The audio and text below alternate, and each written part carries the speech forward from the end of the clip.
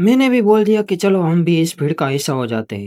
तभी हमारे दूसरे सैनिक भी हमको मिल गए थे। हमारा खुशी का कुछ ठिकाना ही नहीं रहा था, क्योंकि कई वर्षों बाद हमारे सैनिक हमको वापस मिल गए। हमारे खुश होने की वजह ये थी कि हमारे सैनिकों के पास भर भर के ठेले थे। हम आराम से इसमें गुनी गाठिया भर सकते थे। इसमें से एक के पास थैला नहीं, थैली थी, क्योंकि वो बहुत ही ज्यादा गरीब था। हमें इसके लिए बहुत ही चिंता हो रही थी, कहीं इसको गुनी गाठिया नहीं मिला तो ये बेचारा क्या खाएगा। आखिरकार हम सब लोगों को एक चाय की टपरी दिख गई थी। हम खुशी से चाय की चुस्कियां मार रहे थे, क्योंकि मारने के अलावा हमारे पास कुछ बचा ही नहीं था। अब ये भाई साहब बोल रहे थे कि मुझे वोट दो। आखिरकार हमने एडवेंचर शुरू कर दिया था। वहाँ पर खोडियार माता का मंदिर और अंबाजी माता का मंदिर होता है। अब इस भाई साहब को पता नहीं क्या दिक्कत है कि एडवेंचर शुरू करने से पहले ही बैठ जाता है। अब ये भाई साहब इतना बड़ा थैला लेके गुनी गाठिया लेने के लिए जाता है। वहाँ पर अगर मिले तो मेरे लिए भी लेते आना। ये सब मनुष्य क्यों गुनी गाठिया के लिए इतने पागल हो रहे हैं कि यहाँ पर जय मां खोडल के मंदिर पे माथा टेकने के बजाय सब ऊपर की तरफ रवाना हो रहे हैं। ये दृश्य देखकर मुझे साफ साफ नजर आ रहा था कि यहाँ पर गुनी गाठिया लेने के लिए लोग कितने पागल हो रहे हैं। मुझे एक बात तो समझ आ गई थी कि यहाँ पर गुनी गाठिया के नशे हो रहे हैं। हम भी नशा करते करते खुली वादियों के बीच हम आ जाते हैं।